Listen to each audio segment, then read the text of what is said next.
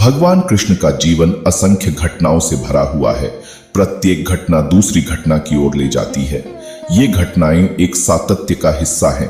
उन्हें अलग करना या केवल कुछ को चुनना कठिन होगा। फिर भी एक अति प्रिय देवता के गुणों का जश्न मनाने के लिए उसके जीवन में निश्चित क्षण होते हैं जो सामने आते हैं।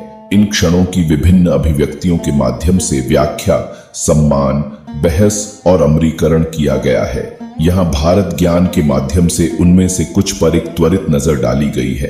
एक भावुक अनुसंधान पहल।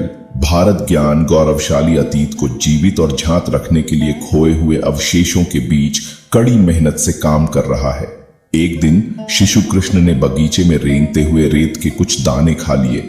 उनकी सदाबहार मां यशोदा ने यह देखा और उनके मुंह से रेत के कण निकालने की कोशिश की। उसने पूरे ब्रह्मांड को देखा, सौरमंडल, आकाश गंगाएं और वास्तव में ब्रह्मांड उसके मुंह के अंदर। इस दृष्टि ने उसे दिखाया कि बच्चा कोई साधारण नहीं था। कई किंवदंतियों में वर्णन किया गया है कि कृष्ण ने पूतना, अरिष्टासुर और अघासुर जैसे कंस द्वारा भेजे गए भयानक हत्यारों को हराया था। कृष्ण अकेले ही एक बच्चे के रूप में भी उन पर काबू पाने में कामयाब रहे। ब्रजभूमि के 24 फलों के बगीचे और असंख्य जंगल कृष्ण के असाधारण पराक्रम के गवाह हैं। उन्होंने पराजित किया। ब्रज के लोग भगवान इंद्र की वार्षिक पूजा की तैयारी में लीन थे। छोटे कृष्ण ने इन तैयारियों को देखा और ब्रज के लोगों से अनुरोध किया, इंद्र से प्रार्थना करने के बजाय खेतों, झीलों, चरागाहों, गायों, प्रकृति से प्रार्थना करें, जिन्होंने उन्हें अपने दैनिक जीवन में मदद की। उन्होंने उन्हें गोवर्धन गिरी, जिसे गोवर्धन कहा जाता है, से प्रार्थना करने के लिए राजी किया। ब्रज के लोगों ने ऐसा ही किया और अचानक इंद्र के क्रोध के संकेत के रूप में भारी बारिश होने लगी। लोग कृष्ण के पास दौड़े और उनसे इसे रोकने का उपाय पूछा। फिर कृष्ण गोवर्धन गिरी के पास गए और उसे अपनी छोटी उंगली पर उठा लिया। हर कोई अपने जानवरों के साथ आश्रय के लिए पहाड़ी के नीचे भाग गया। 7 दिन तक वर्षा और मूसलाधार बारिश होती रही। अंत में इंद्र का क्रोध शांत होने के बाद गरज और बारिश बंद हो गई और ब्रज में शांति लौट आई। अपनी मां देवकी की बचपन को फिर से जीने की इच्छा को पूरा करने के लिए कृष्ण ने वास्तुकार विश्वकर्मा द्वारा सालिग्राम पत्थर से एक मूर्ति बनाई थी। बाद में यह मूर्ति रुक्मिणी को दे दी गई। कृष्ण के काल के बाद मूर्ति द्वारका के एक तत्कालीन हिस्से में दफन हो गई। द्वारिका की मिट्टी जिसने रूप मूर्ति विग्रह को समाहित किया था, उसे गोपी चंदन कहा जाता है। गोपी हल्के भूरे रंग को संदर्भित करती है, जबकि चंदन चंदन जैसा पेस्ट है। एक नाविक को रेत का यह भारी टुकड़ा मिला और उसने इसे अपनी नाव के लिए गिट्टी के रूप में इस्तेमाल किया। उडुपी के पास नौकायन करते समय वह एक तूफान में फंस गए और संत माधवाचार्य ने उन्हें बचाया। मूर्ति को देखकर संत ने उससे प्रार्थना की और उसे उडुपी में स्थापित कर दिया। ऐसा कहा जाता है कि अपने दुष्ट चाचा के निमंत्रण पर कृष्ण अपने भाई के साथ वृंदावन से मथुरा के लिए निकल गए। 12 वर्षीय कृष्ण ने पहले ही अपनी वीरता और निडरता के लिए जबरदस्त प्रतिष्ठा हासिल कर ली थी। इस जोड़ी को चाचा कंस के पहलवानों मुष्टिका और उनके कुश्ती साथी चाणुरा ने मल्लयुद्ध, एक कुश्ती मुकाबले में चुनौती दी थी। इस पारंपरिक खेल में 2 पहलवानों को हराने के बाद कृष्ण ने कंस को चुनौती दी और उसे भी मार डाला। युवा कृष्ण ने तब अपने माता पिता देवकी और वासुदेव को कैद से मुक्त कराया। उन्होंने अपने नाना उग्रसेन को भी मुक्त कराया, जिनसे कंस ने राज्य छीन लिया था। इसके बाद कृष्ण ने राजा उग्रसेन को सिंहासन पर फिर से बिठाया। कंस की मृत्यु से उसका ससुर जरासंध क्रोधित हो गया। मौत का बदला लेने के लिए जरासंध ने अगले कुछ वर्षों में मथुरा पर 17 बार आक्रमण किया। हर बार कृष्ण और बलराम ने मथुरा की रक्षा की। कृष्ण और बलराम अपनी स्कूली शिक्षा के लिए उज्जैन में ऋषि सांदीपनी के आश्रम में गए, जिसे उस समय अवंतिका के नाम से जाना जाता था। वहां कृष्ण के कई मित्र बने, उनमें सुदामा भी प्रसिद्ध था। आश्रम की कहानियों में से एक में बताया गया है कि कैसे कृष्ण ने अपने गुरु सांदीपनी के लिए एक कार्य पूरा करते समय अपना प्रसिद्ध शंख 5 जन्य प्राप्त किया था। यह उनकी गुरु दक्षिणा थी। वर्षों बाद कृष्ण के 5 जन्य शंख का उपयोग कुरुक्षेत्र युद्ध की शुरुआत का संकेत देने के लिए किया गया था। सुदामा और कृष्ण की दोस्ती पौराणिक बन गई है।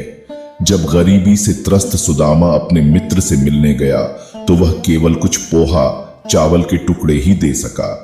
सुदामा को अपने मित्र के महलनुमा वातावरण के बीच इतना कम उपहार देने पर शर्मिंदगी का सामना करना पड़ा। कृष्ण ने अपने दोस्त से मिलकर खुशी मनाते हुए प्यार से पोहा खाया। जब सुदामा घर गए तो उन्होंने देखा कि उनकी झोपड़ी महल में तब्दील हो गई है।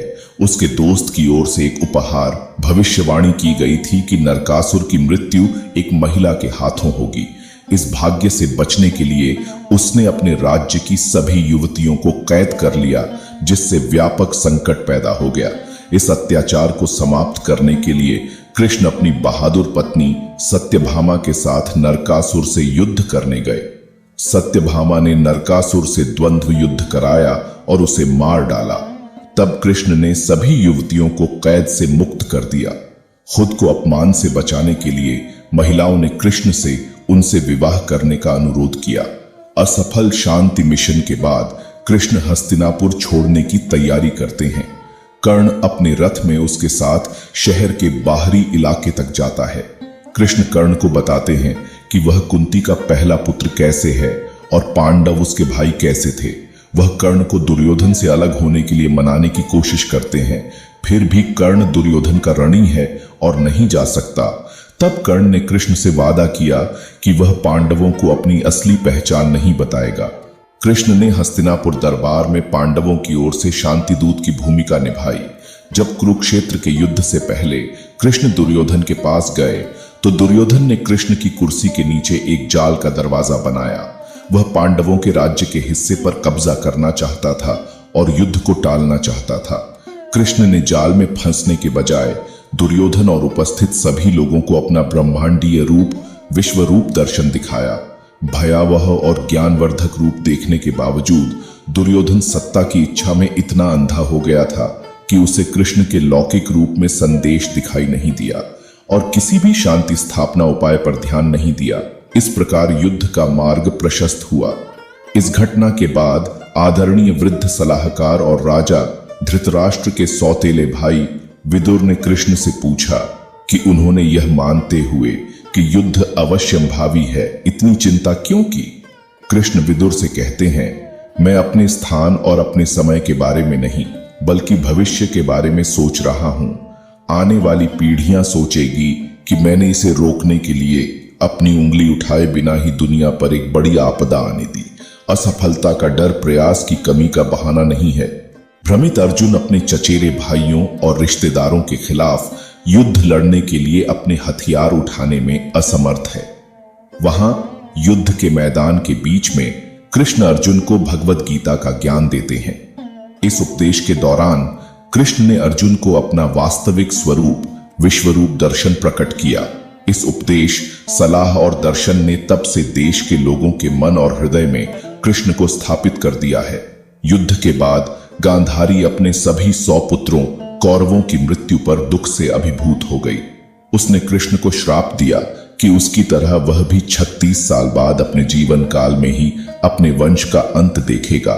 दरअसल 36 साल बाद कृष्ण के वहां से चले जाने के बाद द्वारका में यादव गृह युद्ध छिड़ गया और द्वारका समुद्र के अंदर चली गई।